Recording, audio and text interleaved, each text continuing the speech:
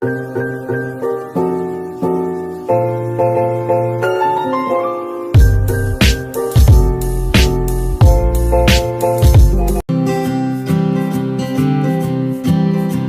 time I will explain about the first definition of description text. Second, communicative purpose of description text. Second, generic structure of description text. Second, language feature of description text. And example of description text. Definition of description text.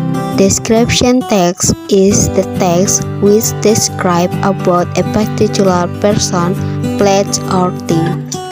Jadi, teks deskripsi adalah teks yang menjelaskan tentang orang, tempat, atau benda tertentu. Second, communicative purpose of description text. To describe particular person, place, or thing to the readers. Jadi, tujuan dari teks deskripsi adalah teks yang menjelaskan tentang orang, tempat, atau benda tertentu kepada pembaca. Second, generic structure of description text. Jadi, generic structure dari description text ini ada dua. Yang pertama, identification, dan yang kedua adalah description. Jadi, identification ini kayak gambaran di mana sih nama tempatnya, gimana sih lokasinya, gimana sih cara kita ke sana, atau mungkin apa sih yang terkenal dari tempat ini. Jadi identification ini kayak gambaran awal dari suatu tempat gitu. Yang kedua adalah description. Description ini kayak membahas lokasinya di mana sih. Terus jika di sana ada bangunan ini seperti apa gitu. Jadi kalau di sana itu suatu pemandangan alam, jadi pemandangannya tuh seperti apa, atau mungkin aktivitas apa sih yang bisa kita lakukan di sana. Second, language feature of description text. Jadi, jika kita mendeskripsikan suatu benda, hewan, tempat, orang, atau manusia, kita bisa menggunakan using simple present tense.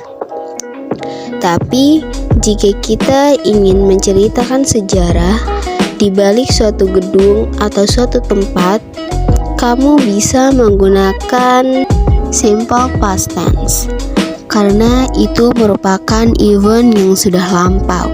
Misalnya bangunan ini dibangun pada tahun 1990. Jadi ini menggunakan simple past tense. Selanjutnya yaitu adjektif. Adjektif ini beragam banget yang sering kita gunakan untuk mendeskripsikan tempat. Yang pertama contohnya kayak seperti interesting. Interesting itu menarik. Yang jadi jika kita mendeskripsikan suatu tempat, kita bisa mengatakan this place is interesting. Tempat ini menarik. Tapi jika misalnya tempatnya tidak menarik, kita tinggal bilang I think this place is boring, membosankan. Oke, selanjutnya saya akan mendeskripsikan teks Tanjung Puting National Park. Tanjung Puting National Park is an international famous ecotourism destination, which is located in the southwest of central Kalimantan Peninsula. Visitors from foreign countries come to this park because of its amazing nature. This is called a park, but unlike any park that you have seen in your city, this is jungle, a real jungle which is home to the most interesting animal in the world, orangutans. To see orangutans, we should go to Kamlake, which is located in the heart of Tanjung Puting National Park. Kamla Key is a rehabilitation place for exception orang-utans and also a preservation site. It's also a famous central for research about orang-utans which has been conducted by the famous primatologist Dr. Birut Galdi Kalsen 1971. Nah, jadi pada paragraf pertama dan kedua ini adalah merupakan identification, yaitu memberitahukan what is the place, apa sih nama tempatnya. Lalu where is the located, di mana sih tempatnya. Kalau ingin pergi ke sana, di mana sih tempatnya, seperti itu. Selanjutnya, to reach the place, we should take a boat down Sekanya River. The trip by the boat to Kamla Key takes 3 days and 2 nights. You sleep, cook, and eat in the boat during your journey in the jungle. The traveling in the boat are an unforgettable experience. In the lake, you can see trees filled with proboscis monkeys, and at night you can enjoy the clear sky and the amazingly bright star as the only light for the night.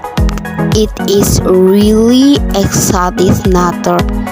Nah, selanjutnya pada paragraf ketiga dan yang terakhir yaitu description-nya. How does look like? Jadi, gimana sih penampakan atau keadaan dari Tanjung National Park ini?